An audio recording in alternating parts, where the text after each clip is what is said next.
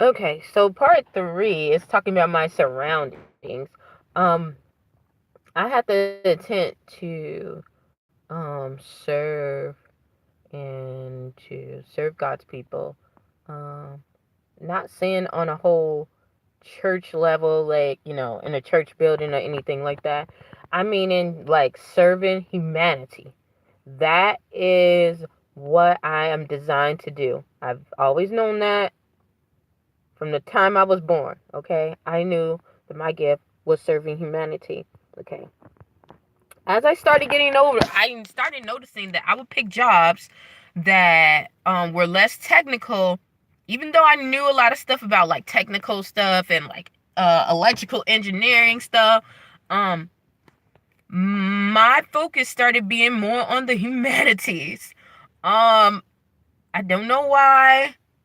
I think I'm just wired like that. God just made me like that. But I've always been connected to humanity. So my thing is service to people. Um, I started noticing that I would get really, really, like I said, as I was younger, I could kind of fluff it off as long as I could do something like I could work somewhere technical, but I would have to like volunteer somewhere social, dealing with people who needed something like at hospitals or churches or boys and girls clubs and stuff like that. I will always have to do something or raise money, fundraisers, stuff like that, do projects. Um, I started working with non-for-profits, doing ambassadors. I just noticed that my things were humanities. Okay, I started noticing, I started walking closer to it. What I also noticed that God was pushing me in a way to where I was at. Yes, it's always a need for the humanities every single place you go. Okay, because we are humans, we all need something, we're all missing something at some point in our lives. Okay, so we can all benefit from the humanities. Okay, it's just life. um what I noticed is that the area that I was in, the deeper that I wanted to go, it was almost cutthroat, like I was getting choked. Um, and I had this dream like I was getting swallowed under the water, like I was getting choked, but I couldn't get under the water, but I was getting choked. It was crazy. So it happened to the point where, uh, like I said, I had this experience. Now that I look at it now, it was a blessing. But before, I thought it was a curse because I didn't have anything. A lot of people scattered when I didn't have anything. I didn't have stuff to support myself, and I had to look to nobody but God. And He got me through and got me there better than I would have done myself. Okay, that's how I know that this was for me. Okay, um, I had to get out of the places that I was familiar with. Okay. A lot of people talk about familiar spirits. I've dealt with that before too. Everyone kind of deals with them, whether you acknowledge them or not, or acknowledge it or not. Um, and that's a whole nother topic. But um, I had to get out of familiar places or places that people were familiar with me with, because the transition was taking place, and I was becoming a different person. I was becoming a different being, a different um or being renewed in my mind. That's a new being. Um and some people weren't ready for me to be that way. Not only that, that's why I couldn't go too far, or I couldn't go deeper into it. People were rejecting me in it. Not only that, the surroundings, the things that I was gonna do, they were doing minimal.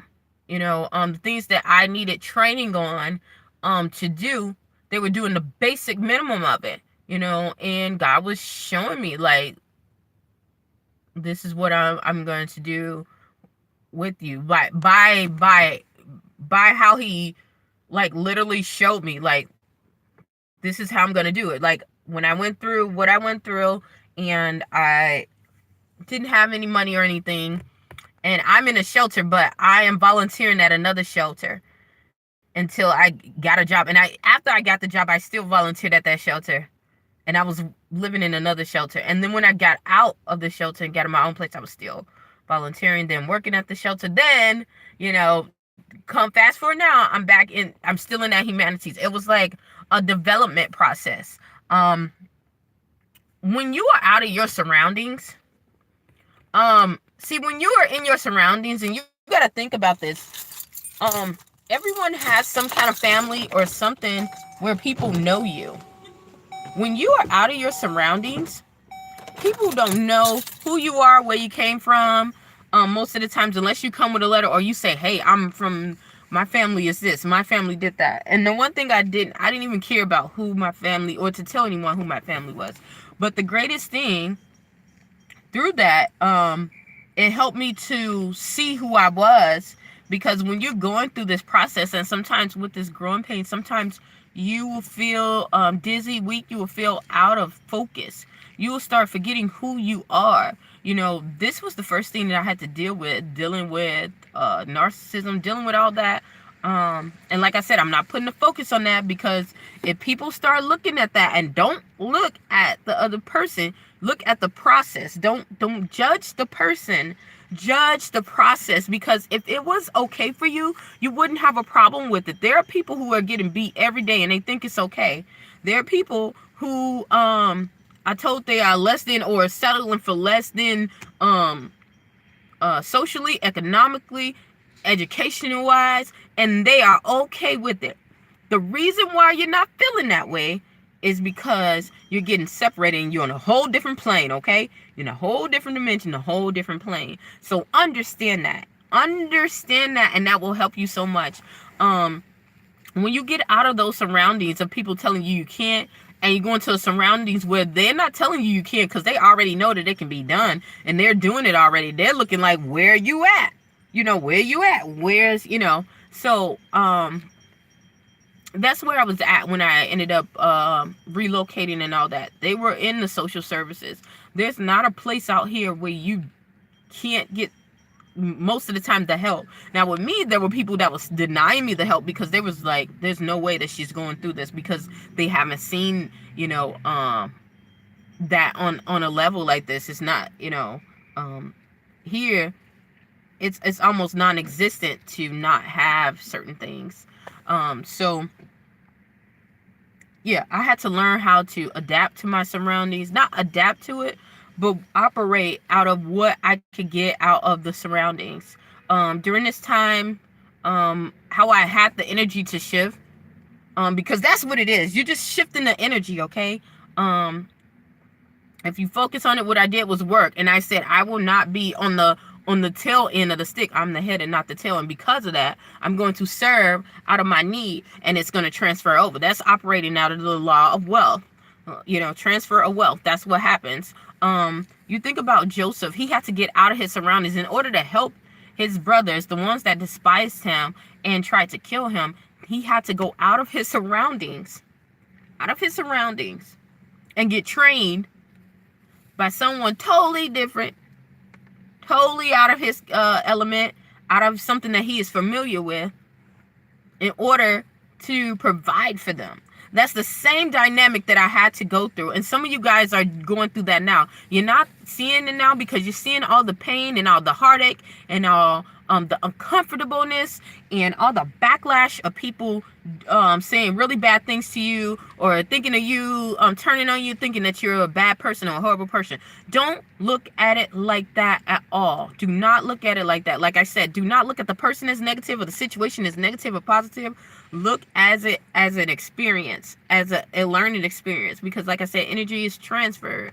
Once it's down here, it's up to us to do what we need to do with it, okay? And if someone is being, you know, crazy or acting crazy, or just being just toxic, it's up to you to accept it or not, you know? Or you can say, look, because I was just like, okay, if I have this kind of craziness, what am I? I'm going to change this. I know the fundamental laws of energy. I know the fundamental laws of God, okay?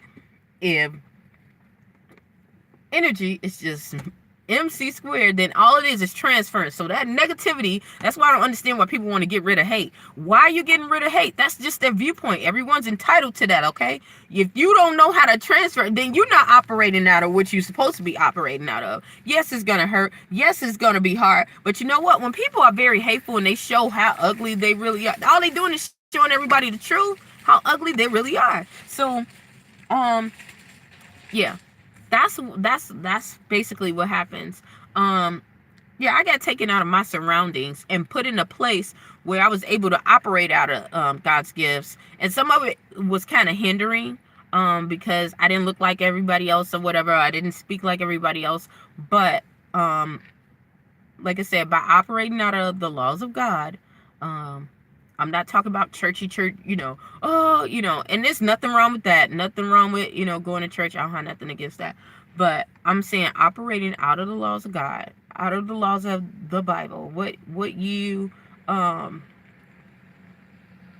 told, then these are gonna come to you.